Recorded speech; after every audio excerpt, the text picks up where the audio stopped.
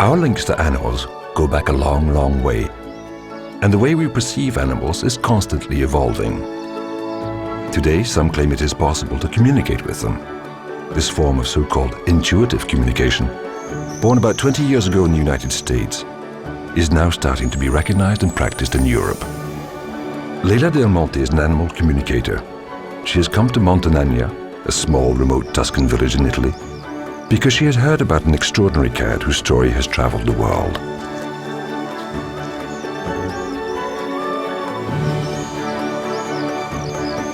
The cat is called Toldo, and his story began 2 years ago when his master passed away. Since then, he has gone to the cemetery to visit his master's grave every day, even several times a day. Come wind, rain or snow, he never misses a visit. Sometimes he brings presents, such as small pieces of wood or twigs. Other times, he stays sitting or lying on the grave. Could this extraordinary story illustrate something we have yet to discover? Could animals be capable of feeling emotions? Could they possess a form of intelligence? And like Toldo, might they experience empathy? By following Laïla, we discover a world that is still little known in France.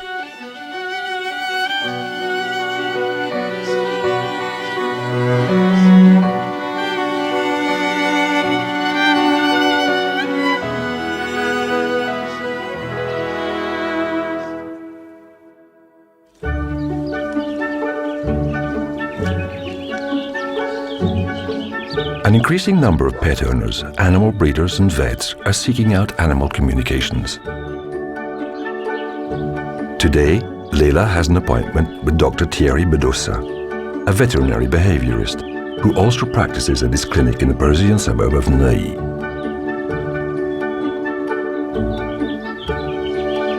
Since 2004, he has also run this animal sanctuary. It is home to animals at the end of their lives, and also takes in dogs that are judged to have behavioral difficulties. This Noah's Farm provides shelter for nearly 180 dogs, 200 cats, about 60 horses, and 10 cows. Hello, Laïla. Hello, Thierry. Pleased to meet you. I've heard a lot about you. Can I show you around? Okay. See you later, Caro. We're going to go and see a dog that I'm keen to show you, as I'm extremely fond of him. Cook has been on the farm for about 3 years. After a year and a half of working with him, I was rather overconfident and brought him to the clinic. I thought he could live in Paris. I like him very much. He'd only been in Paris a couple of hours when he attacked another dog that belonged to an old lady. I had to intervene to protect the old lady. The silly dog bit part of my finger off. Then he stopped immediately. I'd like to know if he's aware of what he did to me, because no dog has ever hurt me that much. Of all the tens of thousands of dogs I've ever known, he's the one that has hurt me most. I'd really like an answer to that question. So I'm going to take some time to do the communication.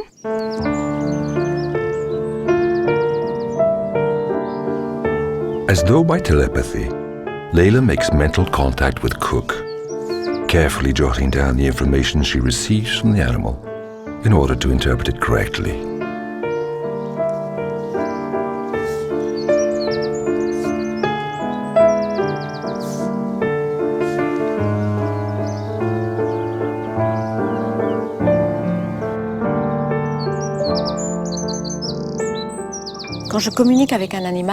When I communicate with an animal, I'm with him in my mind. It's like an inner journey. It's as if he were in front of me. I can feel him, I can touch him, I can stroke him, I have his smell, everything. It's really present, really real. And in that moment, I receive informations. It can come in the form of thoughts, images, or feelings. This information is the animal's language, and it's not the same as our language. It's conveyed through emotions, feelings, and images. After about 20 minutes, Laïla is ready to relay the information she received to Thierry. When the accident happened, the other dog entered his territory. His territory is not necessarily geographic. You are his territory. In other words, you represent his security and his well-being. So he immediately defended his territory, and that's why he attacked the other dog. When you intervened, he didn't really realize, so it wasn't a deliberate action. But he realized when he felt, I have a clear sensation of flesh in his mouth, like crunching and blood. That's when he realized. At first I thought he stopped because I yelled. But in fact, I realized after the event, which matches exactly what you're saying, that he stopped because he had my finger in his mouth. Yes, the feeling, yes. Exactly. He sat down, opened his mouth, and the thing fell to the ground. I looked and recognized a piece of finger. I think one of Cook's issues arises precisely from being repeatedly abandoned, and from his fear each time of being abandoned once again, and of losing a security, which you represent. And if you don't mind me saying, I feel there's something to do with abandonment in your life. I think there's a link between Cook's past and your own past, and the reason he's in your life, and the accident that happened and the return to the farm. I think all that is linked to the notion of being abandoned.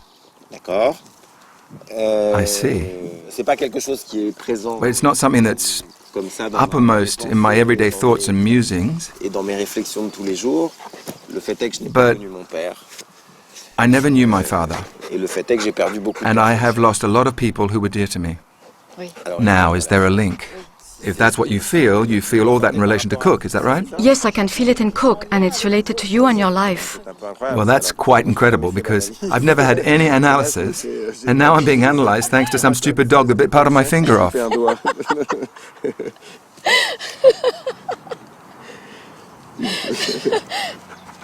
In your profession, have you noticed that the behavioral problems of certain animals reflect things about their human companions? Well, to me, what I do notice as a practitioner is that pets are extremely sensitive to the physical and the mental states of the humans they're linked to. That's why I always consider that animals are our best sentinels. I hope one day that scientists will look into the matter seriously. Yes, me too. That would be wonderful.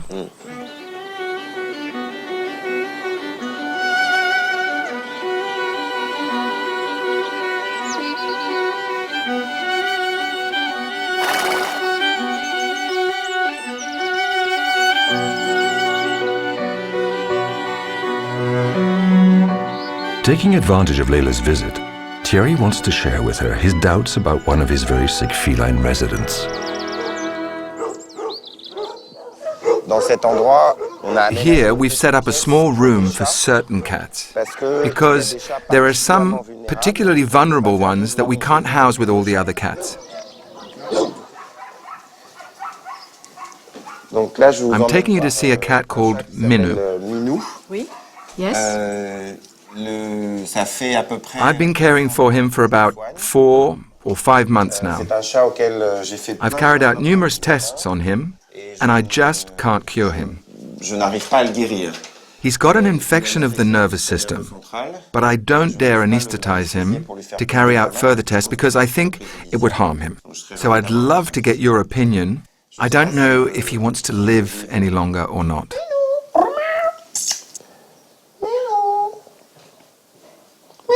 I'll just take some time to focus. Of course.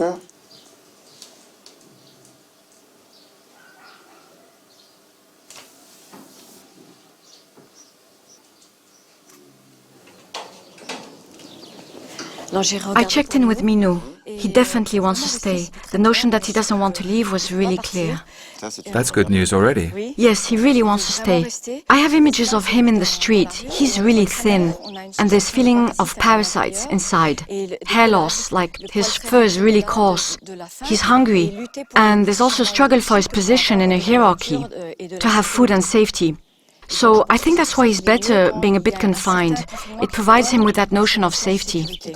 Which corresponds exactly to the last 5 months of treatment he's been having.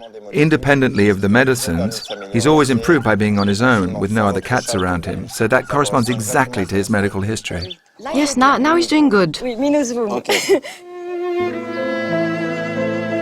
Despite radically different approaches, Thierry and Laïla feel the same thing. As a vet, Thierry often has to face the end of animals' lives, and he wants to discuss with Laïla the very difficult question of euthanasia. According to my experience, Laïla, and my own personal feelings, I'm convinced that animals are aware of the end of their life. They're totally aware of it. They know when they're coming to the end of their life. There's no point hiding it from them. They really know. But they often hang on in there, and it's often for the person. I always wonder at what moment the animal is ready, and at what moment I should guide my decisions and accompany the owners to give them the right advice. A woman called me once from Switzerland and said to me, "My dog is dying. I have to put her down." And she asked me to communicate with her. So I told her, she's really not totally ready. Something's missing. Even though it would be an act of compassion to let her leave and to euthanize her. But she does want to stay a bit longer, about 3 days. A few months later, she called me and she said, "You know that day when you communicated with my dog? Well, we finally decided to wait those 3 days. And my son came back home. Actually, he was in the army and he wasn't supposed to come back, but he did. So he came back and he went in the house and my dog went straight over to him. So my son crouched down and took the dog in his arms and she died in his arms." That's the sort of experience I come across every year. Animals that are waiting for something. Of course, I don't understand what they're waiting for. I lack both your tools and your talents. But intuitively, I feel they're not ready to leave. What I think is that there has to be peace, and everything has to be in harmony so that they can live in peace. It's like putting your affairs in order.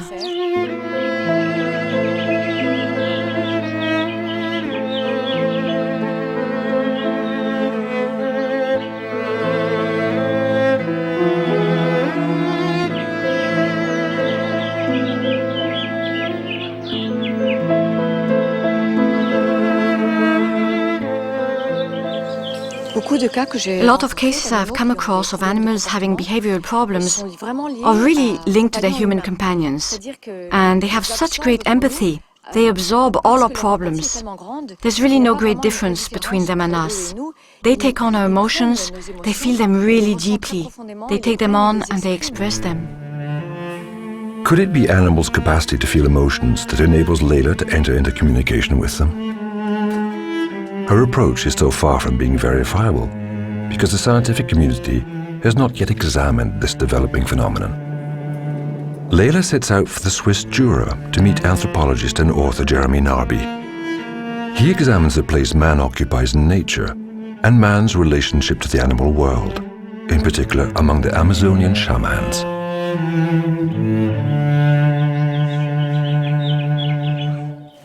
I came to see you because I wanted to know what you think. As an anthropologist, what is the difference between a human being and an animal? Well, for a long time in Western societies, thinkers have been obsessed by what has separated us from animals. There's a long list of qualities that are supposedly specific to man. An ability to produce abstract thought, to produce tools, and so on. That list has melted away, like snow in the sun.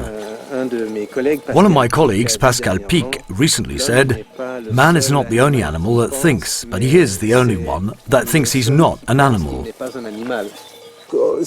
It's very hard to find something that actually separates humans and animals. The closer we look at animals, the more we discover that they can do more or less everything that we do. For example, one of the qualities that was supposedly specific to humans was empathy. It was thought that no animals could have empathy. But in fact, scientific research has just shown that even rats demonstrate empathy among themselves. They are social animals. In one experiment, rats preferred to free one of their own that had been caught in a sort of trap, rather than pursuing rewards and food. When people say he's a rat, they're referring to somebody who only thinks of himself, but in fact, rats stick together, like us. Jeremy is curious to witness an animal communication. He introduces Laïla to Julian, a neighboring livestock breeder he knows well. Salut, Julien. Hello, Julian. How are you? Fine. Hello, Jeremy. This is Laïla Del Monte. Hello. Hello, Julien. Laïla communicates with animals, in fact. I was wondering, what exactly is telepathy? Yes, is it surreal? What is it? No, it's just the ability to meld my mind with their mind and to feel how they are feeling. Well, I've never heard of that before. I'd like to know if my two cows are happy here. They've been here for a year and a half, and I see a definite improvement in them. And I'd like to know what you think.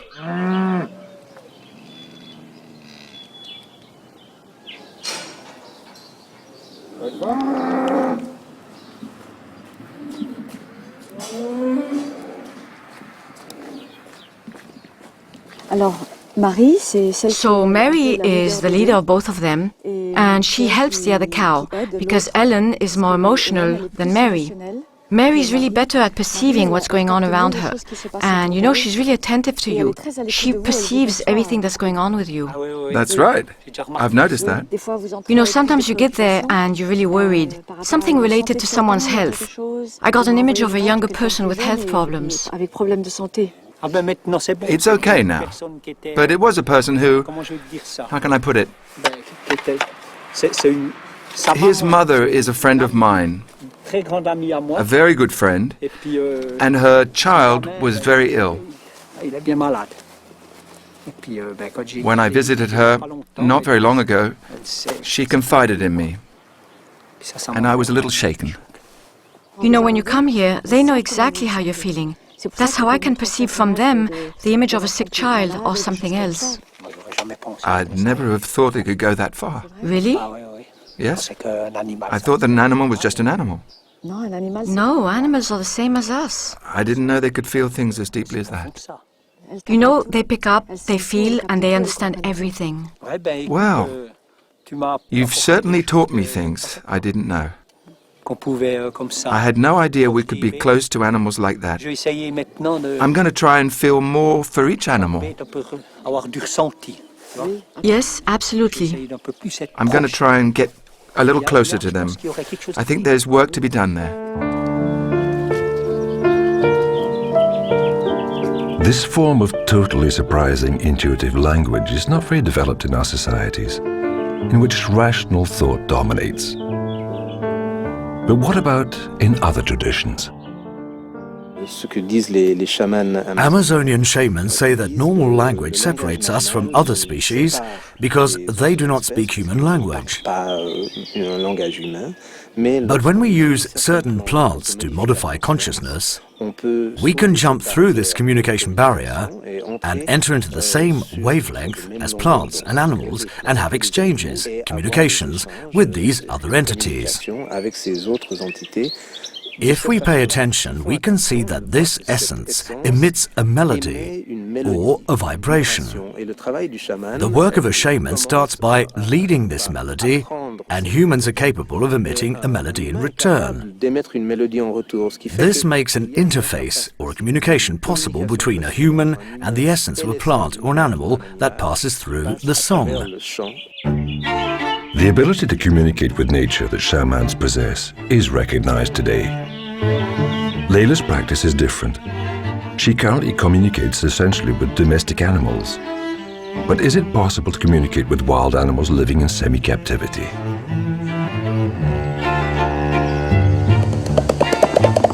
Numerous experiments have shown that great apes are capable of communicating with man, and that we, Homo sapiens, share over 98% of our genetic heritage with chimpanzees. This is Monkey Valley near Poitiers in central eastern France. Magali has been a carer here for 15 years and knows its residents very well. I'm interested in your approach so I can know a little bit about what the animals I work with are thinking, in particular the chimpanzees. I'd like to know what they think of what's going on around them, of their life as a group, their life here.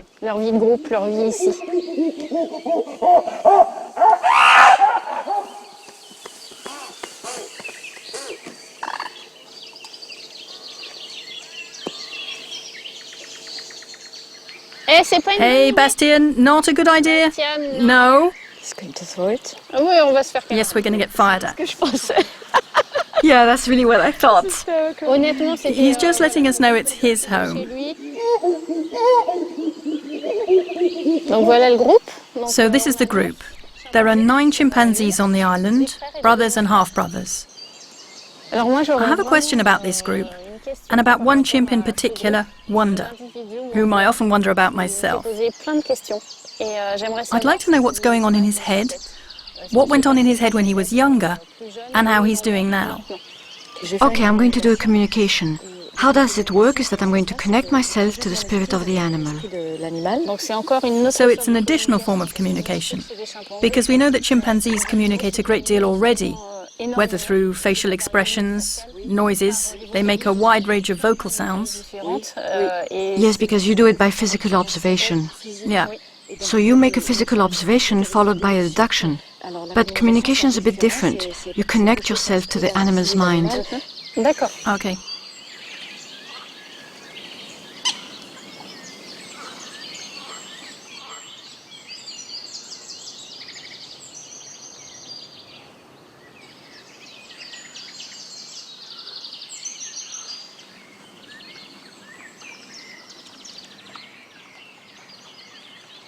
So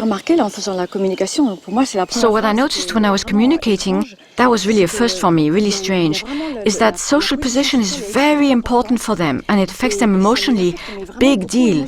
They have really strong emotions that last a long, long time and affect them a lot. That's what I felt.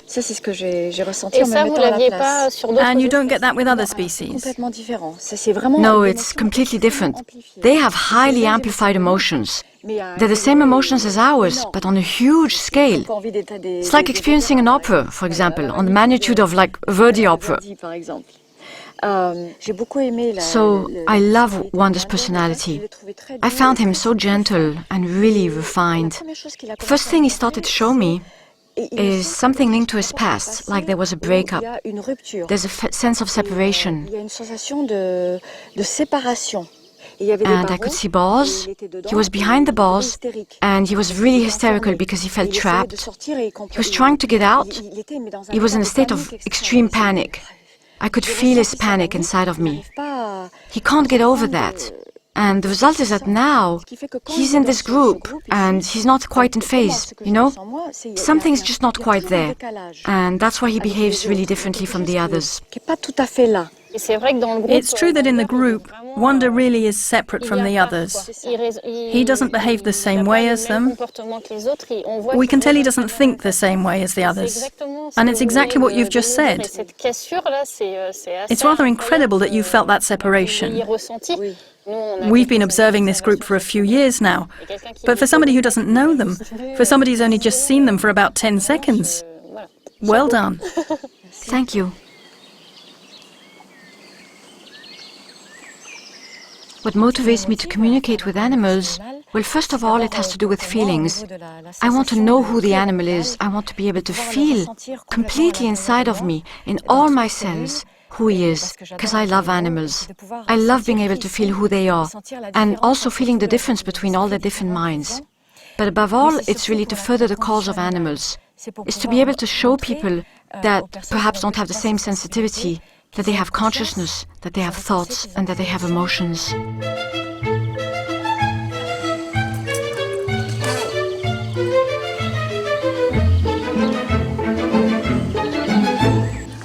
Raphael, can you come here a minute, please? Laïla has communicated with the chimpanzees. Have you got a question to ask her? I'd like to know what's going on in Vincent's head. To us, he sometimes seems to behave rather strangely, or exhibit behavior we just can't understand.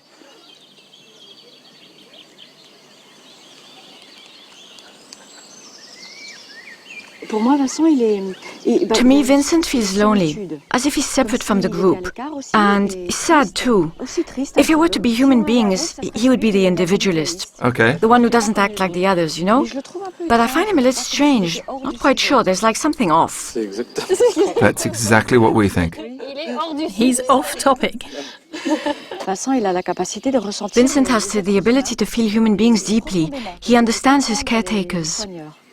Ah, so I'd like to know how he feels about my colleagues. Okay, so I need a bit of time.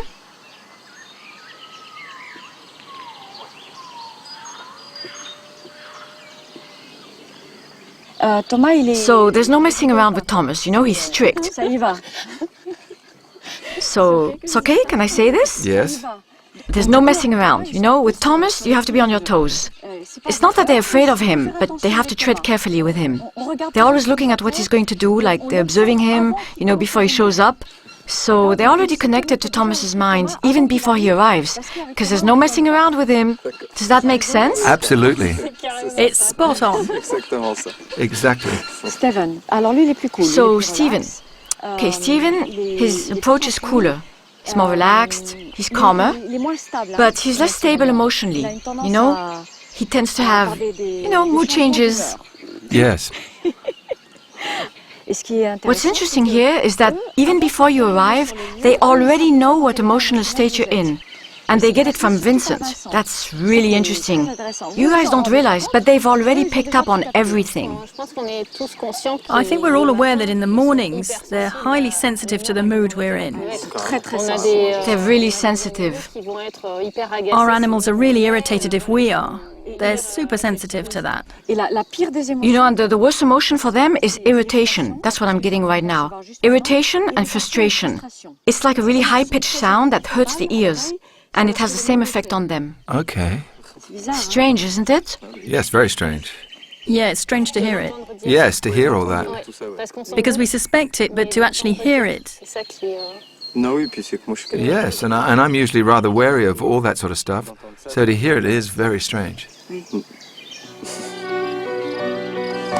It may seem strange today, yet certain scientific experiments have led us to re-evaluate animal behavior and intelligence.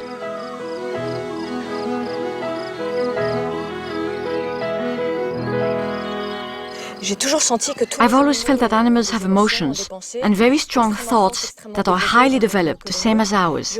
I've also always known that they have consciousness, that they know what's around them and that they understand what's going on. But specifically among the great apes, they have a great degree of consciousness really developed. In other words, they can project themselves into the future and calculate their actions to obtain something, for example, a social position. They can also pick up on each other's emotions. Within a group, in addition to empathy, there's also an awareness of the other's emotions, an awareness of who the caretakers are, and self-awareness. A very high developed sense of self, of who I am, me, and who the other is, and how I place myself in relation to who is opposite me. That is usually defined as consciousness.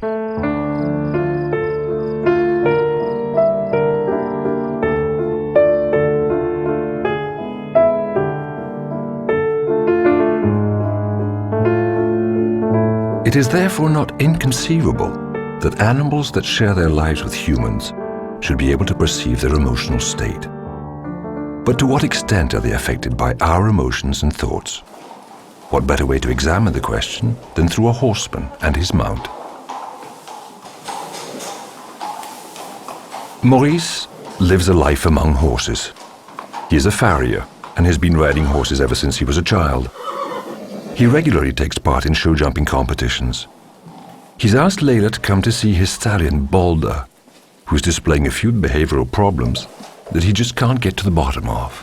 Hello, Laïla. Hello, you must be Maurice? I am Maurice indeed, yes. Hi Maurice, pleased to meet you. Very nice of you to come. Let me introduce Balder to you. I've been riding him for the last 4 years in competitions. Well, I have a problem with this horse. He's rather anxious and fearful, mainly in places he doesn't know. So I'd like you to help me solve the problem, if it's possible. Yes, I'll have to focus for a bit. Okay, And we can talk about it after that. that sounds great. I'll leave you to it.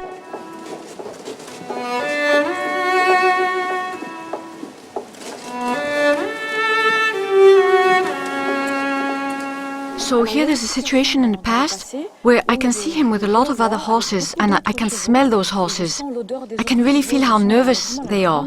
You know, there's a sense of panic and many of those horses are taken away and they're put into a van. There's a lot of anxiety, a lot of worry. And this anxiety is passed on to everyone else. Of course. And this specific event is stuck in his memory somewhere. And therefore, whenever he finds himself in a place where there's a lot of horses, We have the same situation. yes, he remembers it, as if it's the same thing. What's going to happen to me now? Will the same thing happen to me again? He's really afraid of losing what he already has, because he feels good with you, you know? He's fond of you. Well, I've never ridden a horse that's produced such strong sensations. Never. It's the first horse I've had such strong feelings with. There's a really strong bond, and he's afraid of losing his safety and that bond. And because of that, he really wants to please you. He doesn't know how to do that, so he doesn't understand how. That's what's causing him so much stress and brings on more panic. Of course, there are issues that have to do with his own past, but then there's also issues that have to do with you. If you don't mind me saying so. So there's a link with you, with your past, and with the need to do things properly. This need is directly reproduced in your relationship with Balder. This is related to your childhood, because you were made to feel that you are never good enough. So you always have to prove yourself now by doing more and more. Yes. Yeah, exactly, you're right. With my parents, mainly my father, Your father, yes? well, he was very... Very harsh. That's correct. He never managed to see who you really were. He always asked more from you. Exactly. And you never felt understood. You always tried to do more to please him, and it was just never enough. Yes. And this need to, I have to do things well to prove to him, has stayed with you and has caused so much anxiety. Yes, exactly. And you see, it's the same thing. For the horse. That's right, he wants to do things right. He loves you and he wants to stay with you. And he also feels it's never good enough. And he just doesn't understand why. I think there's things that can be sorted out in relationship to his past. I'll try to help you there. But there's also things with you. Oh, yes, I suppose so. I do have a tendency to want the same thing as my father wanted from me at the time. In any case, thank you very much for the precise advice. I'm deeply touched.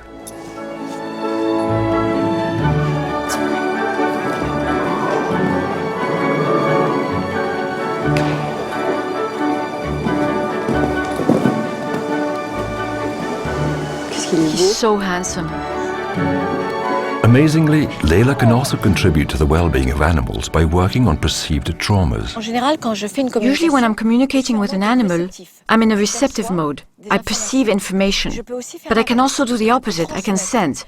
I can emit a sense of safety, peace, or well-being. To do so, I use their own language. I emit images, physical or emotional sensations, and even sounds. Receiving but also emitting information. Beyond all rational thought, is an interspecies communication actually possible? At the Strasbourg University Primate Center, scientists are busy studying it. Laïla has come to see Hélène and Charlotte in order to discover the research underway. So let me show you where we work with Tonkin macaques. This is their park. They have half a hectare where they live in semi-captivity. And then we work in this small, rather enclosed area, which they can enter freely whenever they want. The aim of the experiment is to find out whether macaques are sensitive to our attention and whether they will communicate intentionally with us. One researcher will hide a food reward, a second researcher is unaware where the reward has been placed, and we're going to see what signals, what gestures the macaques will use to indicate to the second researcher where the food reward is located. When you say attention, do you mean physical or mental, emotional attention? We can't quantify emotional attention with our research, so we're going to use physical clues. For example, are the eyes open or closed? Is the head pointing towards the subject or to one side? And with the results, we'll know to what extent the animals are sensitive to each of the clues, the body, the face, or the expression.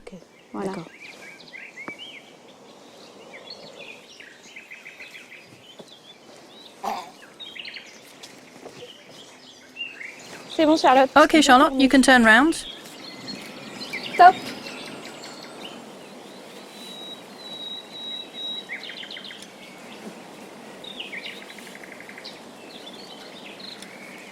Stop.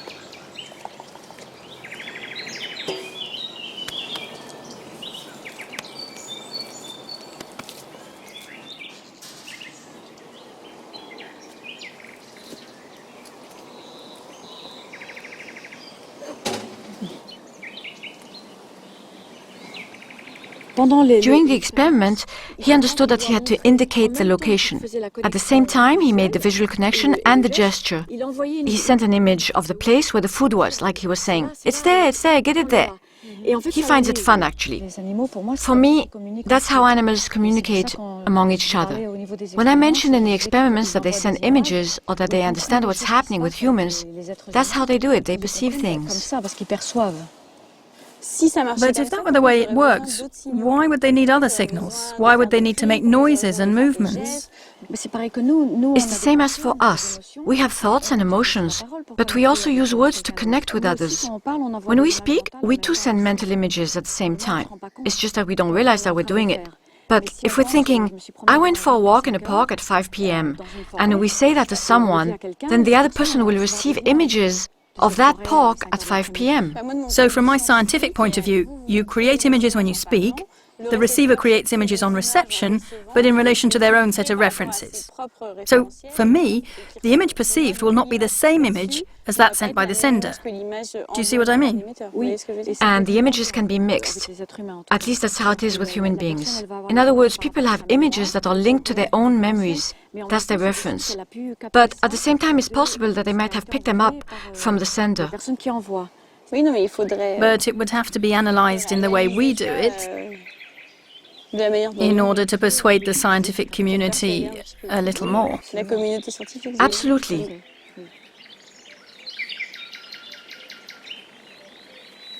What strikes me is that when we speak about animal intelligence, we are always using our own human criteria. In other words, the animal should be as we want and do as we want, the way we want, when we think he should do it. But animals have their own intelligence, a very specific one, that is linked to their senses and their instincts. Animals live entirely in the present, and because of this, all their senses are greatly heightened. They receive a flow of information that enables them to manage their world.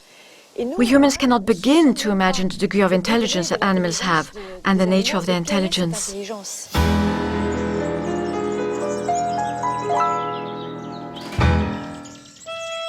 Great apes experience emotions and possess consciousness themselves. Pets like Toldo the cat, who visit his master's grave every day, feel empathy for the humans they live with. But what about the consciousness of birds? Biologist and crow expert August von Bayern carries out research into them. And Laïla has another surprise in store. We have been studying intelligence of corvids for the last 15 years at the University of Oxford, and we've been particularly interested in New Caledonian crows. Why are they so special? Because they're the only two natural tool users in the entire crow family. Wow, that's amazing.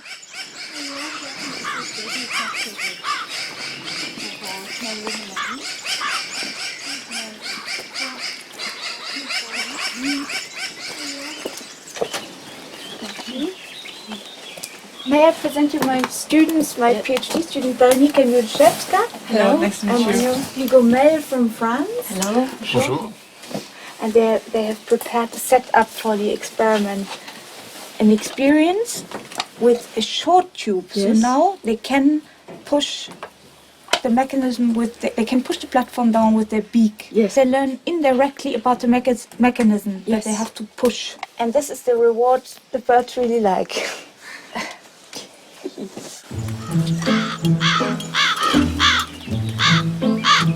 In this experiment, the crow is presented with a box equipped with a short tube.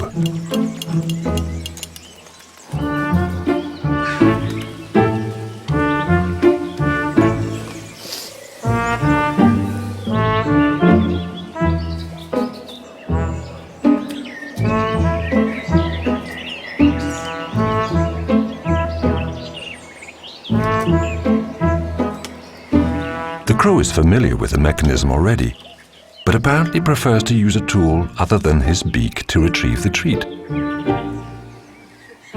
He's then introduced to another box equipped with a long tube, and the twigs all around have been removed. Will the crow find a new way to activate the hatch?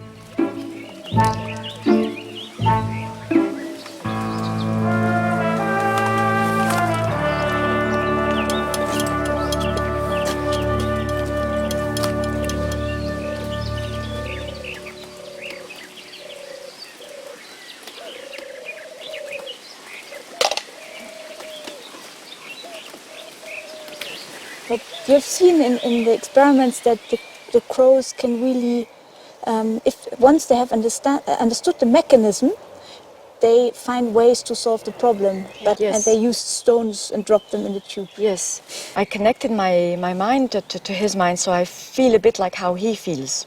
Okay, so what was amazing to me is how the mind is incredibly sharp and focused. And the most incredible thing for me is that there is like a thought process, which means there's a sequence of thoughts that are similar to words, but it's like thought sequence. And it's very, very coherent, which means that it goes in a certain order and without distraction of something else. And I haven't seen that very often. It is true that they seem to be able to focus Yes. very well.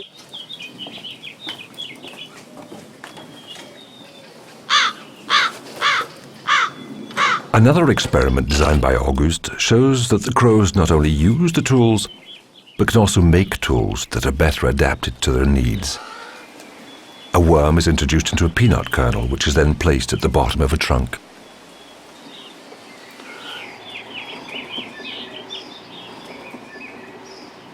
A straight rod with flexible ends is offered to him as a tool.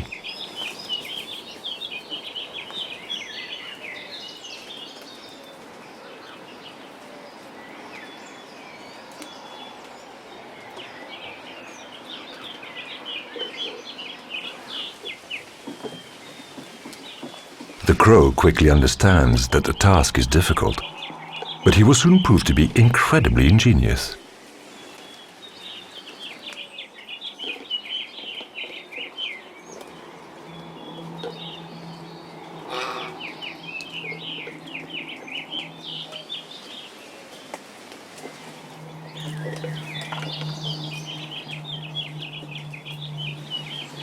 It's incredible because it shows that they have an understanding of functionality, so they Yes. know what they need to Yes. solve a problem, Yes. to solve a novel problem, and they can come up with a novel solution they have not seen before. Yes. That's even hard for little children. Absolutely, it was amazing. What I found interesting is that the mind is very fast and there's the capacity to separate things, which means he can separate objects that are going to be useful or not useful, or things around him. There's a form of analysis to do that. Categorizing things That's it. into functional and non-functional objects. Exactly. What was amazing for me, really, I mean, that was amazing, is that he was able to project into the future. So when they want to get to something, he can project into the future and he can calculate, like, if I do this, I'm going to get that, and if I get that, I'm going to get that, and if I get that, I'm going to get that. But he keeps in mind the final thing. Very interesting that you say that, because that's a topic we are investigating in several experiments, how far they can plan into the future. Yes. With the hook, when he changed the feeling, the shape from straight to the hook, and he was inside the box, there was the feeling of what was going on, which means that it's not just observation, there's a sensory perception of what's going on with the hook taking the treat, and the mind is analyzing all the way through. We know from the wild New Caledonian crows they have a very subtle sensory perception.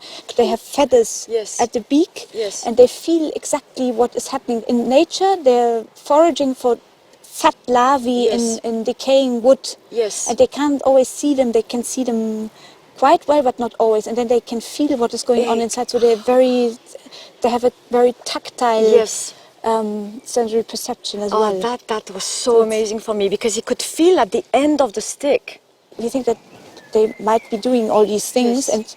and you are interpreting, you are feeling these these thoughts in them. That's of course very fascinating. Who would have thought a few years ago that science would reveal the astonishing intelligence of these birds? And who knows if scientists might not one day validate this form of intuitive communication?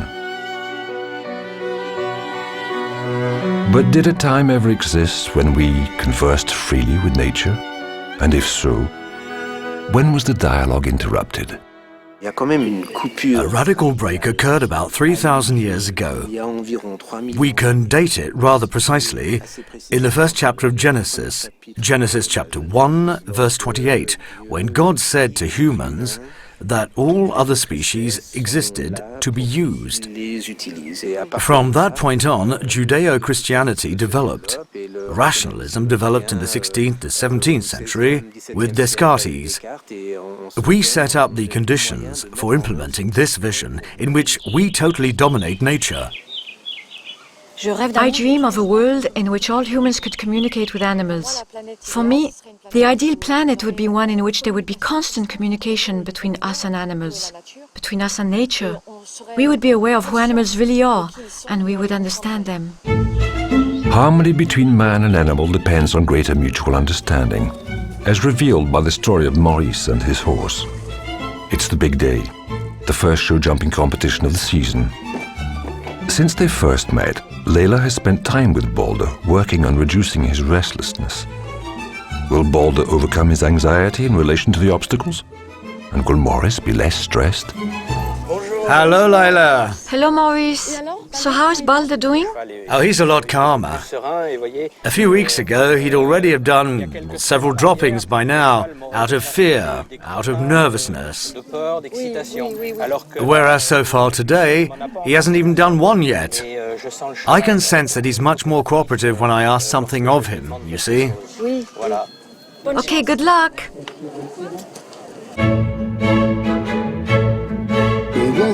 In the arena, we now have Maurice Judith with his horse, Balder.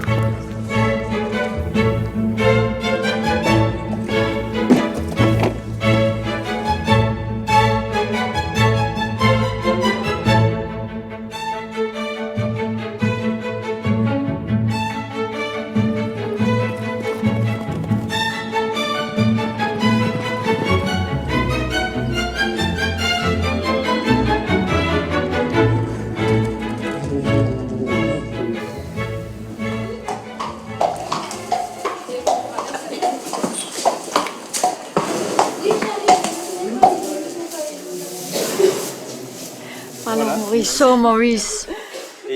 Well, he's demonstrated what he can do, Yes. and his refusal when he's in the arena.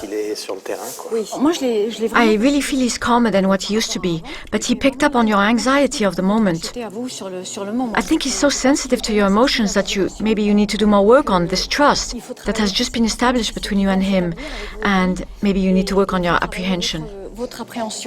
Yes, I really want to get results, so I'll work on it, non-stop.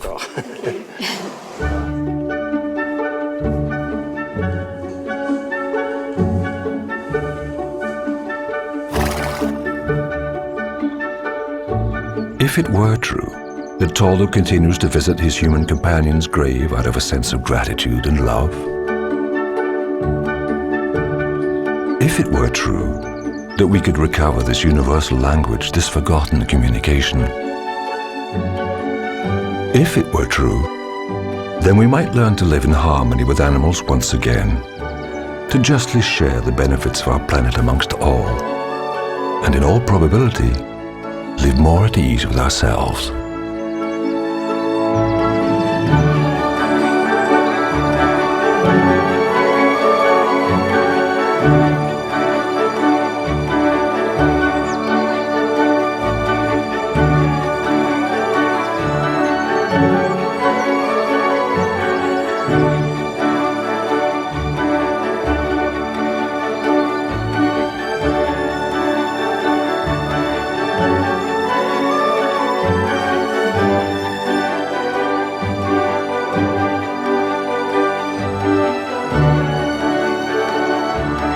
Thank you.